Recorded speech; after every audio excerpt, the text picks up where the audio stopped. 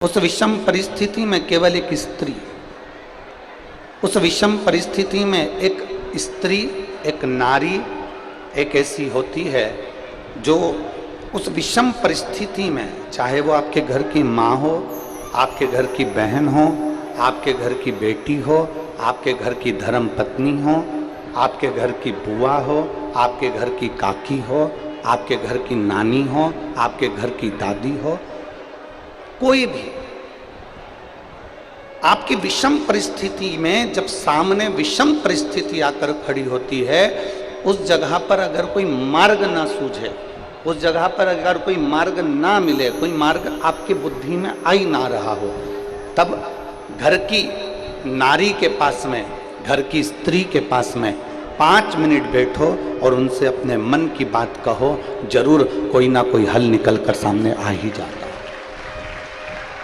कोई ना कोई हल जरूर आए, कोई ना कोई हल आपके सम्मुख में निकल कर आएगा। और एक और बात अपने स्मरण में लीजिएगा, अगर आप घर की स्त्री को अपनी कोई बात नहीं बता सकते, घर की नारी को अपने हृदय की बात नहीं बता सकते और विषम परिस्थिति में फंसे हुए, बहुत विषम परिस्थिति, तो अशोक सुंदरी का जो स्थान होता है, देखिए थोड़ा ध्यान दीजिएगा, आप लोग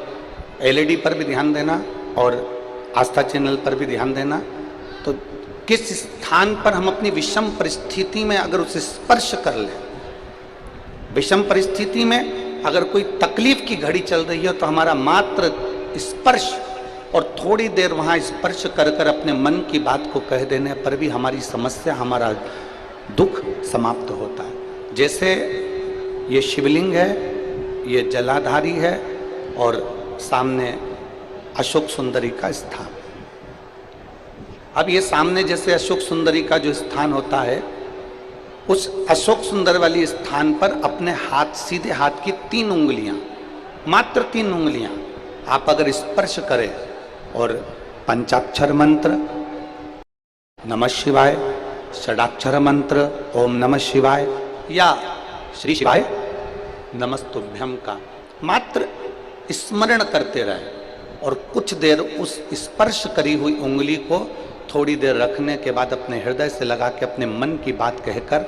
भले आपने जल चढ़ाया नहीं चढ़ाया, और अपने घर को लौट कर आ जाएं, वो विषम परिस्थिति टल ही जाती है, उसका समय का दुख तकलीफ नष्ट हो ही जाता है।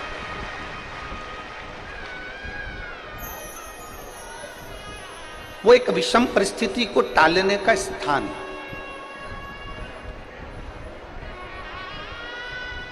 कहते हैं कि जब हम अशोक सुंदरी वाले स्थान पर,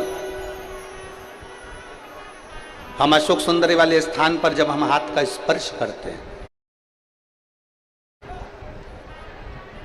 अशोक सुंदरी वाले स्थान पर जब हम हाथ का स्पर्श करते हैं और स्पर्श कर कर जब हम अपने मन की बात कहते हैं, तो वो बात महादेव तक, माता पार्वती के माध्यम से, अशोक सुंदरी के माध्यम से पहुंच जाती है और भोलेनाथ हमारे मन की दशा को जानकर आशीर्वाद दे ही देते हैं। वो विषम परिस्थिति। और शंभु शरणे पड़ी मांगू घड़ी रे, दुख का दया करी ने दर्शन। एक विषम परिस्थिति के समय पर भगवान शंकर को याद करना, एक विषम परिस्थिति के समय पर अशोक सुंदरी की जगह का स्पर्श करना, एक विषम परिस्थिति के समय पर बेलपत्र के वृक्ष की मिट्टी का स्पर्श करना, या विषम परिस्थिति में घर की स्त्री, घर की नारी, घर की बहन, घर की बेटी, घर की दादी, घर की नानी, घर की माँ, उसके पास में 5 मिनट बैठकर अपने मन में हो रही क्षुब्धता को, अपने मन में आ रही विषमता को प्रकट कर। विषम, हमने एक बात पहले कही, आप लोगों के स्मरण में होगा, किस किस ने सुना है, जिसने सुना होगा वो बताएंगे। हमने पहले कथा में कहा था कि नारी का आधा शरीर देवाधिदेव महादेव का होता है। सुना था कि नहीं सुना था? बोलो, जम के तो बोलो। सुना था ना सबने? स्त्री का, नारी का आधा जो स्वरूप है, स्त्री का आधा जो भाग है, स्त्री का आधा जो स्वरूप है, वो पुरुष का अर्थात देवाधिदेव महादेव का भाग है। कई जगह पर कई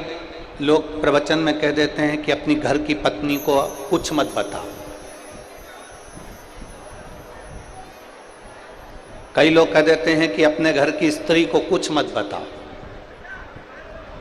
कई लोग कह देते हैं अपने प्रवचन में, आपने भी प्रवचनों में सुना होगा कि घर की नारी को कुछ मत बताओ, घर की स्त्री को कुछ मत बताओ,